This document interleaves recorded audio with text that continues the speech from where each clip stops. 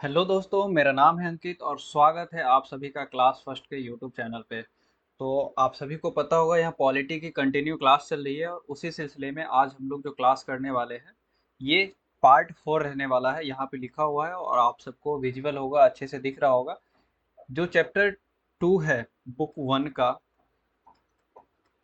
का, चैप्टर 2 है जिसका नाम है दो ध्रुवीयता का अंत। इसका पार्ट 4 हम लोग करने वाले हैं, यानी कि क्लास चौथी क्लास होने वाली है। इससे पहले 3 क्लास हो गई है। हमारे जिन व्यूवर्स या जिन बच्चों ने नहीं देखा है वो जा करके जरूर देखिएगा। उसका लिंक मैं इसी वीडियो के डिस्क्रिप्शन बॉक्स में दे दूंगा। ये जो है पॉलिटिकल साइंस क्लास 12 का यहाँ पे पढ़ाई हो रही है, जैसा कि साफ साफ लिखा हुआ है, आप लोगों को दिख रहा होगा। उसके बाद मैंने एक वीडियो बनाया है जिसपे मैंने डिस्कस किया है कि पॉलिटिक्स या पॉलिटिकल साइंस, ये जो तीन शब्द हैं जो कई बार कंफ्यूज करते हैं बच्चों को या बहुत से लोगों को कंफ्यूज करते हैं कि ये तीनों शब्द आखिर एक ही हैं या अलग अलग है। अगर अलग अलग हैं तो इनका मतलब क्या होता है, इस सब के बारे में मैंने काफ़ी अच्छे से एक्सप्लेन किया है। हिंदी में इनको राजनीति, राज व्यवस्था या राजनीति विज्ञान, ये तीनों अलग अलग शब्द हैं, इनको कहा जाता है और इस पे काफ़ी मैंने अच्छे से समझाया है। तो आप इस वीडियो का भी लिंक मैं इसी वीडियो के डिस्क्रिप्शन बॉक्स में दे दूंगा, आप जा करके जरूर देखिएगा। उससे पहले सिलेबस से पर आगे बढ़ने से पहले हम लोग ये डिस्कस कर लेते हैं कि इससे जस्ट पिछले क्लास में हम लोगों ने क्या क्या पढ़ा है। इससे पिछले क्लास में हम लोगों ने पढ़ा है जो सोवियत संघ का विघटन हो गया था उसके बाद क्या हुआ, कि वहाँ पे CIS यानी कॉमनवेल्थ ऑफ इंडिपेंडेंट स्टेट, राष्ट्रकुल का गठन किया गया। उसके बाद रूस को क्या बेनिफिट हुआ, इसके बारे में भी हम लोगों ने डिस्कस किया। उसके बाद सोवियत संघ के विघटन के कौन कौन से कारण रहे थे, इस सब के बारे में काफ़ी एक्सप्लेन करके मैंने बताया, काफ़ी डिटेल में बताया है। और लास्ट टॉपिक जो डिस्कस किया गया था कि जो विघटन के परिणाम थे, जो विघटन की परिणतियां थी, ये क्या रही थी, सबके बारे में मैंने अच्छे से एक्सप्लेन किया है। आप जा करके जरूर देखिएगा, इसका लिंक मैं इसी वीडियो के डिस्क्रिप्शन बॉक्स में दे दूंगा। और मैंने पॉलिटिकल साइंस का सिलेबस का वीडियो बनाया है जो 2023-24 के लिए, जो भी बच्चे बोर्ड का एग्ज़ाम देने वाले हैं उसके लिए, उन बच्चों के लिए मैंने सिलेबस का भी एक वीडियो बनाया है कि पॉलिटिकल साइंस में क्या क्या सिलेबस रहने वाले हैं, NCERT ने किन चैप्टरों को हटा दिया है और कौन से चैप्टर में कितना पढ़ना है, इस सब के बारे में काफ़ी मैंने अच्छे से एक्सप्लेन किया है। इस तरह का वीडियो यूट्यूब पे शायद ही आपको कहीं मिलेगा, तो जा करके एक बार ज़रूर देखिएगा। इस सिलेबस वाले वीडियो का लिंक भी मैं इसी वीडियो के डिस्क्रिप्शन बॉक्स में दे दूंगा। और आज जो हम लोग पढ़ने वाले हैं, अब ज़्यादा बातें नहीं करते और आज की क्लास के बारे में बात करेंगे कि आज जो हम पढ़ने वाले हैं शॉक थेरेपी। जब सोवियत संघ का विघटन हुआ, जब USSR का विघटन हुआ, आप सभी को पता होना चाहिए जो USSR का विघटन हुआ 25 दिसंबर 1991, यानी कि 25 दिसंबर 1991 को हुआ था। उसके बाद क्या हुआ कि एक अर्थव्यवस्था का एक खास मॉडल अपनाया गया। जो USSR के 15 गणराज्य थे, जो 15 देश थे, उनके द्वारा पूंजीवाद का एक खास मॉडल अपनाया गया। इन्हीं को विश्व बैंक और अंतर्राष्ट्रीय मुद्रा कोष के द्वारा शॉक थेरेपी कहा गया। शॉक थेरेपी खासकर जो ये एक आघात लगाकर उपचार करने का तरीका है। इसमें किया क्या जाता है कि अगर मैं बात करूं, एक एग्जांपल लेते हैं कि अगर किन्हीं व्यक्ति को पैरालिसिस हो गया, वो पैरालाइज्ड हो चुके हैं, तो उनका पैरालाइज में होता है क्या है, जिसको लकवा मारना बोलते हैं। तो उसमें क्या होता है कि अंग जो है बेकार हो जाते हैं, काम नहीं करता है। तो उसमें क्या किया जाता है, इलेक्ट्रिक शॉक दिया जाता है। इलेक्ट्रिक शॉक दिया जाता है, इलेक्ट्रिक झटका दिया जाता है, यानी कि आघात लगाया जाता है इलेक्ट्रिक का। एक मशीन होती है, उसमें इलेक्ट्रिक का आघात लगाया जाता है, फिर उससे उपचार किया जाता है। तो इसलिए यहाँ पे जो नाम दिया गया शॉक थेरेपी, यानी कि आघात लगाकर उपचार करना। आई होप आपको यहाँ तक समझ में आ गया होगा। उसके बाद जब शॉक थेरेपी अपनाई गई इन 15 देशों के द्वारा, तो इस शॉक थेरेपी का क्या क्या प्रभाव हुआ, इसके बारे में भी बात करते हैं।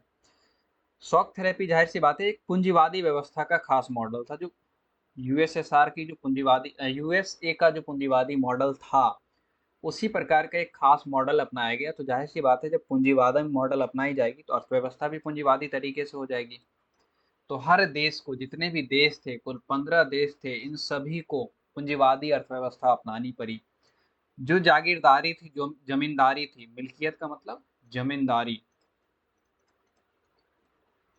जमींदारी जो रही, पहले ये सब जागीरदारी, मिल्कियत, ये सब सरकार के कंट्रोल में था। लेकिन जब पूंजीवादी अर्थव्यवस्था अपनाई गई, सोवियत संघ के देशों को पश्चिमी देशों की तर्ज पर ढाला जा रहा था, या पश्चिमी देशों की तरह उसे खड़ा किया जा रहा था, तो जो भी चीजें थी, जो जमींदारी प्रथा थी, उन सभी को उन सभी, वो जो जमींदारी प्रथा जो थी वह निजी लोगों के हाथों में चली गई, ऐसा कह सकते हैं, पूंजीपति लोगों के हाथों में चली गई।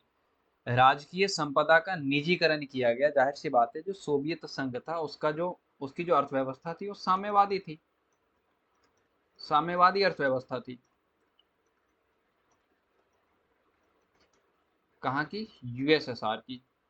तो साम्यवादी अर्थव्यवस्था में क्या होता था कि जो संपदा होती थी राष्ट्र के अंदर, जो भी संपदा है, जो भी संसाधन है, वह सब राज्य के कंट्रोल में होता था, यानी कि जो सरकार होती थी उसी के कंट्रोल में होता था। लेकिन जब पूंजीवादी व्यवस्था अपनाई गई, तो जो भी राजकीय संपदा थी, जो भी राजकीय संसाधन था, उस सब का निजीकरण किया गया, यानी कि जो निजी स्वामित्व हो गया इसका, जो लोग थे, जो पूंजीपति लोग थे, उनके हाथों में दे दिया गया। जो सामूहिक खेती होती थी उसको समाप्त करके जो खेती का प्रकार अपनाया गया, पूंजीवादी तरीका अपनाया गया। सामूहिक खेती क्या था कि जो बहुत सारे खेतों के जो मालिक थे वह एक साथ मिलकर के खेती किया करते थे, और खेती आधारित उद्योग भी किया करते थे। तो ये सामूहिक खेती था, लेकिन इसको भी खत्म कर दिया गया, और खेती क्या अपनाई गई? पूंजीवादी खेती अपनाई गई। कह सकते हैं कि जो खेती की पद्धति अपनाई गई वह सेपरेट थी, यानी कि जिनका जिनका खेत था वो लोग खुद से खेती कर रहे थे, या यूं कह सकते हैं कि पश्चिमी तरीके से, वैज्ञानिक तरीके से खेती किया जाने लग गया। मुक्त व्यापार को अपनाया गया। जो 15 देश थे उनके बीच मुक्त व्यापार नहीं था, या उन देशों के साथ, दुनिया के अन्य देशों के साथ, उन देशों का दुनिया के अन्य देशों के साथ मुक्त व्यापार नहीं था। तो बाद में जब पूंजीवादी व्यवस्था अपनाई गई तो मुक्त व्यापार को भी अपना लिया गया। मुक्त व्यापार कहने का अर्थ होता है फ्री ट्रेड, इंग्लिश में बोलते हैं इसको। इसका मतलब ये हुआ कि जो नियम कानून है उसमें छूट दी गई, या उसे कम कर दिया गया, या उसे समाप्त कर दिया गया। टैक्स को कम कर दिया गया ताकि व्यापार को सुगम, आसान और सुलभ बनाया जा सके। उसके बाद सोवियत खेमे के जो प्रत्येक देश थे, उन देशों को एक दूसरे से नहीं जोड़ा गया, बल्कि उन देशों को सीधे पश्चिमी देशों से जोड़ दिया गया। और इसका नतीजा ये हुआ कि पश्चिमी देश अब लीडर की भूमिका में थे, अब नायक की भूमिका में थे, अब नेता की भूमिका में थे। और सोवियत संघ के जितने भी देश थे, उन सब में किस तरह का डेवलपमेंट होना चाहिए, किस तरह की आर्थिक गतिविधि होनी चाहिए, क्या क्या नियम कानून होने चाहिए, इस सब पर वह नियंत्रण करने लगे, जो पश्चिमी देश थे उस पर। तो कुल ये परिणाम हुए थे, कुल ये प्रभाव पड़ा था शॉक थेरेपी का। तो जाहिर सी बात है, आप देख रहे हैं कि जो व्यवस्था, साम्यवादी व्यवस्था अपनाई जा रही थी, उसके बाद तुरंत क्या अपनाया गया? पूंजीवादी व्यवस्था अपनाई गई। तो इसका एक नेगेटिव, बहुत बड़ा नेगेटिव इफेक्ट देखने को मिला कि सोवियत संघ के जितने भी देश थे उन सब की अर्थव्यवस्था चरमरा गई, लगभग खत्म हो गई, लगभग बेकार हो गई। जाहिर सी बात है कि एक अर्थव्यवस्था को दूसरे अर्थव्यवस्था तक आने में, या दूसरे प्रकार की अर्थव्यवस्था तक आने में टाइम चाहिए, लेकिन यहाँ पे सब चीजें काफी तेजी से किया गया, बहुत जल्दी जल्दी किया गया, और इस वजह से शॉक थेरेपी की जो परिणाम हुए पूरे क्षेत्र की, यानी कि कह सकते हैं जो 15 देश थे उन सब की अर्थव्यवस्था पूरी तरीके से बर्बाद हो गई, तहस नहस हो गई। रूस में खासकर सबसे ज्यादा इफेक्ट पड़ा। राज्य के नियंत्रण में जो भी औद्योगिक ढांचा था, जो भी व्यवसाय था, जो भी फैक्ट्रियां वगैरह थी, यह सब चरमरा गया। 90%, लगभग ऐसा कहा जाता है कि 90% उद्योगों को या तो निजी लोगों को बेच दिया गया, या निजी कंपनियां थी उनको बेच दिया गया। वह भी सही दामों पर नहीं बेचा गया, बल्कि बहुत ही कम दामों पर, औने पौने दामों पर बेच दिया गया, यानी कि जैसा जो ही पैसा मिल रहा है उसी पैसे में उसको बेच दिया गया और इसी को इतिहास की सबसे बड़ी गराज सेल कहा जाता है, क्योंकि जो उद्योग धंधे थे उनको सही दाम पर नहीं बेचा। गराज में हम लोग सामान कब बेचते हैं? जब उस सामान की वैल्यू नहीं रह जाती है। तो उस सामान की वैल्यू नहीं रह जाती यानी कि बहुत ही कम पैसे में मिलता है। यानी कि अगर बात करें 1 लाख रुपए की कोई बाइक है, 1 लाख रुपए की कोई बाइक है, उसको अगर आप 10 साल यूज करते हैं, 10 साल उसका यूज करते हैं तो उसके बाद कितनी में बिकेगी? 10 से 15 हज़ार में। तो कहाँ जाएगी वो? गराज में ही जाएगी ना। उसके बाद कौन यूज करेगा इसको? उसी प्रकार से यहाँ कहा गया है कि जो 90% उद्योग थे जो बिल्कुल चलते हालात में थे, बहुत अच्छा वहां पे प्रोडक्शन हो रहा था, सब कुछ ठीक हो रहा था, लेकिन जो पूंजीवादी व्यवस्था अपनाई गई उसके वजह से इसको बहुत ही कम दामों में बेच दिया गया और इसीलिए इसको इतिहास की सबसे बड़ी गराज सेल कहा जाता है। यहाँ पे एक समझने वाली बात यह है कि ऐसा नहीं है कि निजी हाथों या कंपनियों को ही बेचा गया।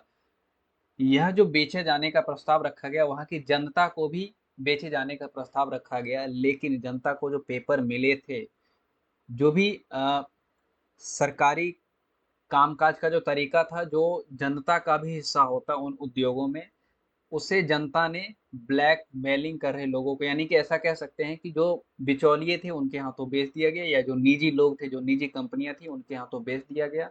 रीजन ये था कि महंगाई इतनी ज्यादा बढ़ चुकी थी, रूस की जो मुद्रा थी, रूबल, उसमें काफी ज्यादा गिरावट आ गई थी। इसी वजह से जनता के पास पैसा नहीं था और जनता ने उन्हीं लोगों और उन्हीं कंपनियों के हाथों बेच दिया उनको अपने शेयर्स को। ठीक है, यानी कि उनको जो अ, ये खरीदने का जो मौका था जनता को भी दिया गया था, लेकिन जनता ने क्या किया, वापस कंपनियों को ही बेच दिया।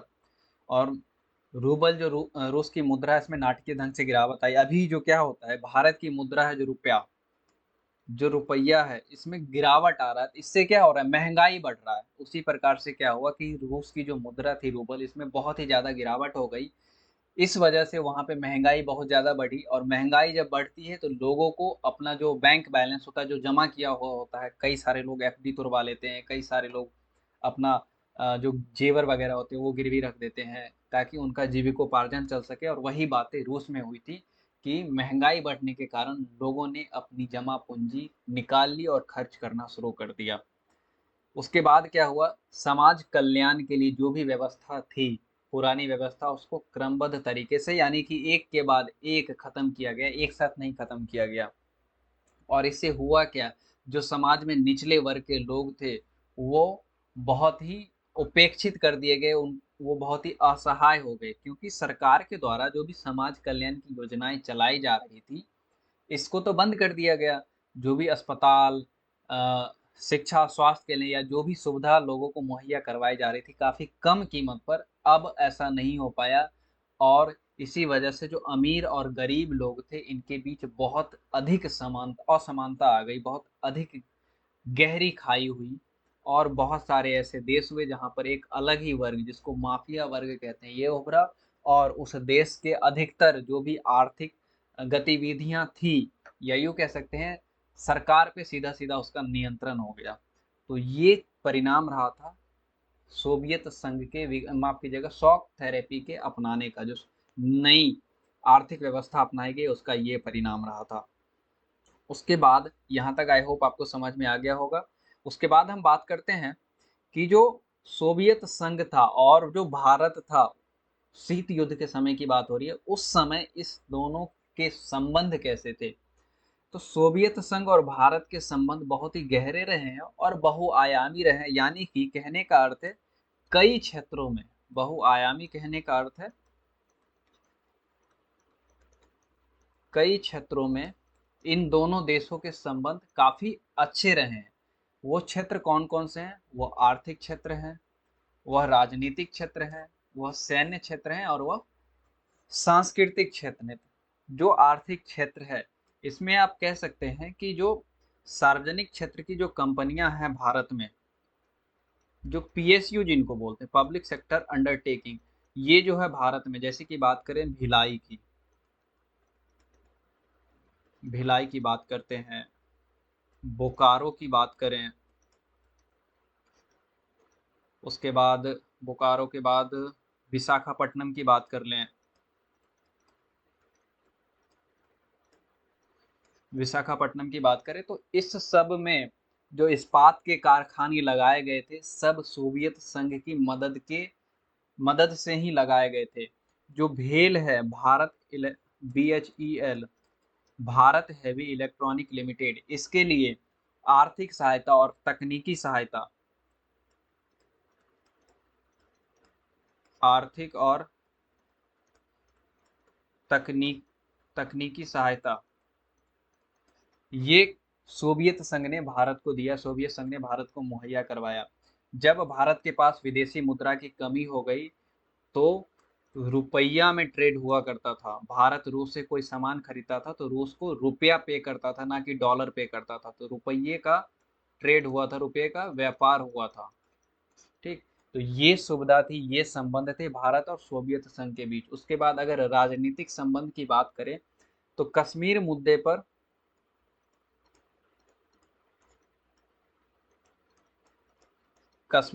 पर सोवियत संघ ने भारत का समर्थन किया था। उसके बाद 1971 का जो जंग हुआ था भारत और पाकिस्तान के बीच, उसमें सोवियत संघ ने भारत को सैन्य मदद पहुंचाई थी, भारत को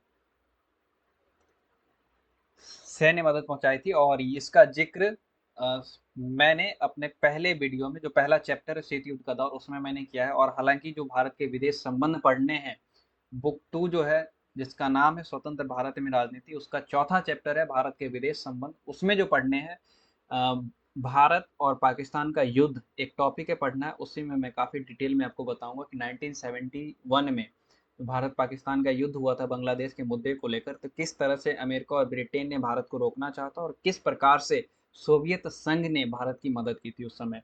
उसके बाद सैन्य संबंध की बात करें, सैन्य संबंध की बात करें तो जो सैन्य उपकरण हैं, सैन्य उपकरण से सोवियत संघ ने भारत की मदद की थी। उसके बाद टेक्नोलॉजी भारत को दिया था, जिसको प्रौद्योगिकी बोलते हैं, यह भारत को सोवियत संघ ने प्रोवाइड करवाया था। उसके बाद कई सारे सैन्य उपकरण संयुक्त रूप से